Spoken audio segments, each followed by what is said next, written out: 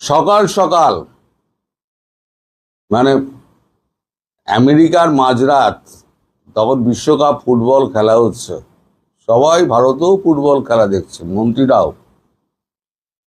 তখন মার্কো রুবিওর একটা ফোন আসে ডক্টর জয়শঙ্করের কাছে।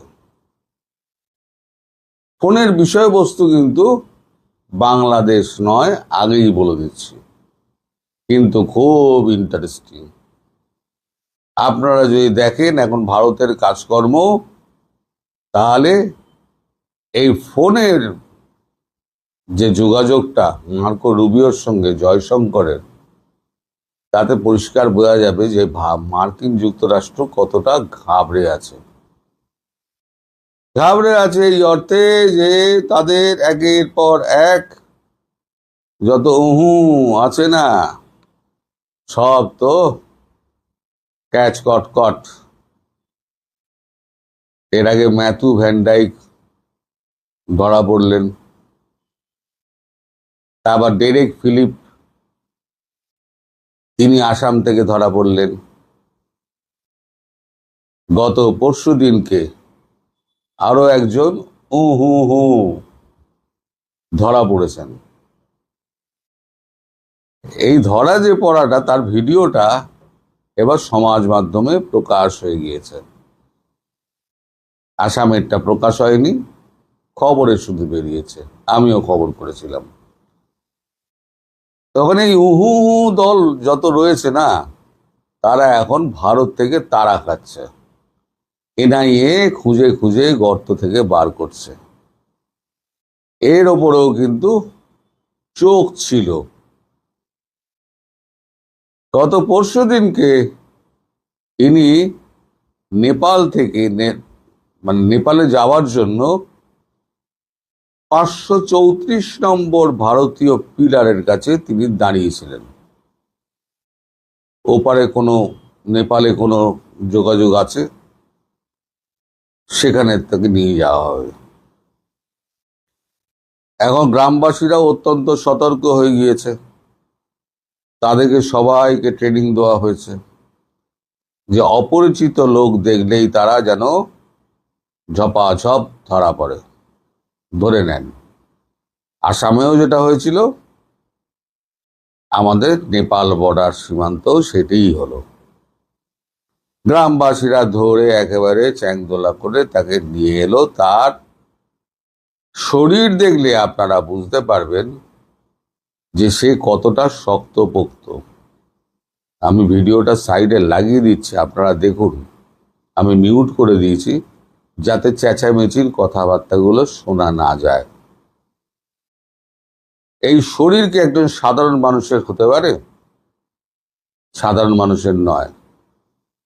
ইনি একজন উহুদের একজন চেলা, যিনি ভারতবর্ষে ঢুকে নানান রকম অর্থনৈতিক এবং কুকর্ম, সন্ত্রাসবাদী কুকর্ম করার প্ল্যান ছিলেন।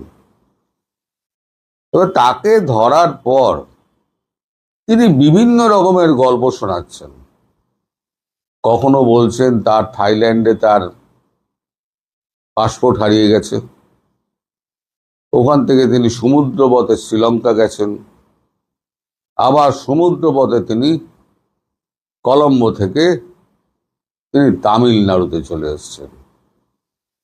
আচ্ছা, যদি কোনো লোকের পাসপোর্ট যদি বিদেশে হারিয়ে যায়, তাহলে তিনি কি করবেন? পুলিশের সঙ্গে যোগাযোগ করবেন এবং তিনি যাবেন কোথায়?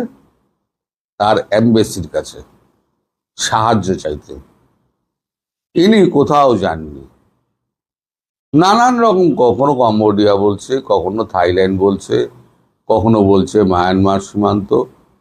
আসলে হচ্ছে যেটা শেষে বলেছেন সেটাই হচ্ছে আসল, যেখান থেকে ম্যাথু ভ্যান ডাইক তিনি ধরা পড়েছিলেন। আসাম হয়ে যখন, কলকাতা হয়ে যখন যাচ্ছিলেন, চোখ রাখা হয়েছিল কপাকপ ম্যাথু ভ্যান ডাইক সহ আরো চারজন না পাঁচজন ইউক্রেনীয়কে ধরা হয়, যারা ওই বিদ্রোহীদের ড্রোন ওড়ানো শেখাচ্ছিল। কি করে ড্রোন তৈরি করা যায়, ম্যানুফ্যাকচারিং করা যায়, কি করে তাকে ওড়ানো যায়, কি করে তাকে কন্ট্রোল করা যায়, সেই সমস্ত ট্রেনিং দিচ্ছিল। ইনিও হয়তো তাদের মধ্যে একজন। তিনি হয়তো একটু দেরি করে ধরা পড়ার খবরটা পেয়ে একটু দেরি করে যাচ্ছিলেন এবং বিমানবন্দর হয়ে যাননি। তিনি সরাসরি নেপাল হয়ে কাঠমান্ডু থেকে বিমান ধরে তিনি কোনো রকমে বেরিয়ে যেতেন, বা কুমুদের দেশ তাকে উদ্ধার করে নিয়ে যেত। কিন্তু ভারতবর্ষের পুলিশের এখন ন্যাশনাল ইনভেস্টিগেশন এজেন্সি তার হাতে দফা জমা হয়ে গেছে। এবার তার তো দফা রফা, এবার তো যা হবার তাই হবে। এখন এই যে ভারত জুড়ে এখন যে অভিযান চলছে, আইএসআই সব পালিয়ে গেছে, একটাও অবশিষ্ট নেই, সব পালিয়ে গেছে। সব ওই আমাদের পিওজেকে রাস্তা ধরে সন্ত্রাসবাদীদের সঙ্গে তারা যে যোগাযোগ করা হয়, পালিয়ে গেছে। এদিকে শোনা যাচ্ছে আবার আর একটা গল্প, সেটা হচ্ছে অমিত শাহ বলেছেন 10 লক্ষ মাসে পশ্চিমবঙ্গ থেকে বাংলাদেশে পুশব্যাক করা হয়েছে। কোনো হায় তবা নেই, কোনো মিছিল নেই, কোনো প্রতিবাদ নেই, না ও পারে না এ পারে। বর্ডার সিকিউরিটি ফোর্স পরিষ্কার বলে দিয়েছে, নিলে নাও, না নিলে কিন্তু এর ফল কিন্তু অত্যন্ত খারাপ হবে। সুতরাং চুপচাপ 10 লক্ষ পেরিয়ে গেছে। তাছাড়া বেহিসেবি চোরাপথে যারা যারা ফেরত যাওয়া তারা ফেরত গেছে, তার হিসেব আমাদের কাছে নেই। এরা মাসে যদি এখান থেকে 10 লক্ষ আর আসাম থেকে 10 লক্ষ 20 লক্ষ করে মাসে যদি পাঠানো যায়, তাহলে পরে যেটা হবে, সরি দর্শক, তাহলে পরে যেটা হবে, একটা সময় 1-2 মাস বাদে দেখা যাবে যে 3-4 কোটি যে আমরা বলেছিলাম, তার মোটামুটি কাছাকাছি আমরা পৌঁছে যাব। চারিদিকে ধরপাকড় হচ্ছে। কারণ এখন এই যে সমস্ত মাথারা ছিল,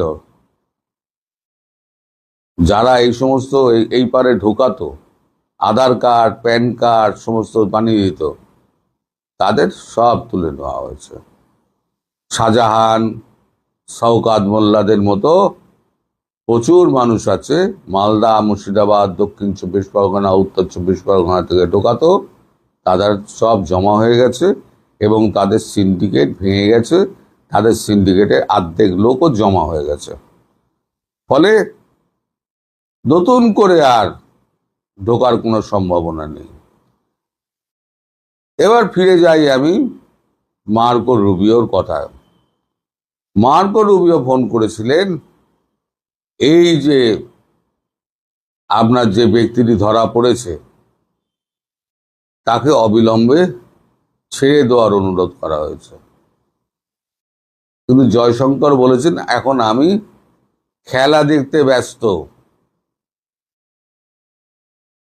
ভাবুন, বিদেশ মন্ত্রী আমেরিকার, তিনি ফোন করছেন, জয়শঙ্করজি বলছেন আমি এখন বিশ্বকাপ দেখতে ব্যস্ত, আমি সময় মতো আপনাকে রিং ব্যাক করে নেব এবং আমাকে একটু খোঁজখবর নিতে হবে, তার আগে আমি কোনো মন্তব্য করব না। উনি সব জানেন। কিন্তু মার্কিন যুক্তরাষ্ট্রের মুখের ওপরে আমি পরে কথা বলবো, এখন আমি বিশ্বকাপ দেখছি, কটা লোকের হিম্মত থাকে। ভারতের সেই হিম্মত এসে গেছে। এখন আর ভারতকে দাবিয়ে রাখার শক্তি আমেরিকার নেই। সুতরাং এই খবরটা থেকেই বুঝতে পারছেন যে ভারতীয় প্রভাব সারা বিশ্বে কিভাবে বেড়ে চলেছে এবং আমেরিকার মতো সুপার পাওয়ার বলে যারা নিজেদের অস্তিত্ব রক্ষার চেষ্টা করছে, তারা কিন্তু সংকটে পড়ে গেছে। সবাই ভালো থাকবেন, সুস্থ থাকবেন। ধন্যবাদ।